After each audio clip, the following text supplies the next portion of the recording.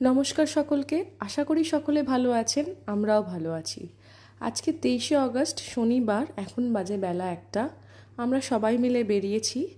আজকের লাঞ্চটা আমরা বাইরে করব। আদ্যপ্রান্ত বাঙালি হলেও মাছ পিয়াসী আমি একটুও নই। মাছ খেতে আমার ভালো লাগে না, তবে কয়েকটা মাছ খেতে আমি ভালোবাসি।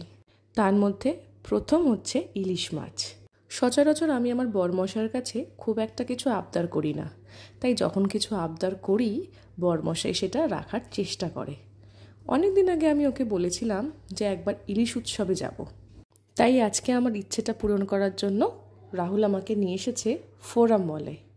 তো আমরা মলে পৌঁছে গেছি। ফোরাম মলের 4th ফ্লোরে ও ক্যালকাটা আছে। তো আমরা আজকে লাঞ্চটা ওখানেই করব। কালকে ওনাদের ফোন করেছিলাম, ওনারা বললেন যে ওনাদের এখনও ইলিশ উৎসব হচ্ছে।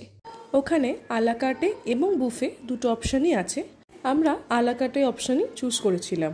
ফার্স্টে অর্ডার করলাম গন্ধরাজ শিখাঞ্জি। স্টার্টারে অর্ডার করলাম ফিশের একটা আইটেম, 5 ফোড়ন ফিশ টিক্কা। পিওর ভেটকি মাছের রেসিপি, দুর্দান্ত খেতে ছিল। এত সফট ছিল ফিশটা যে মুখে দিলে না একদম মেল্ট হয়ে যাচ্ছিল।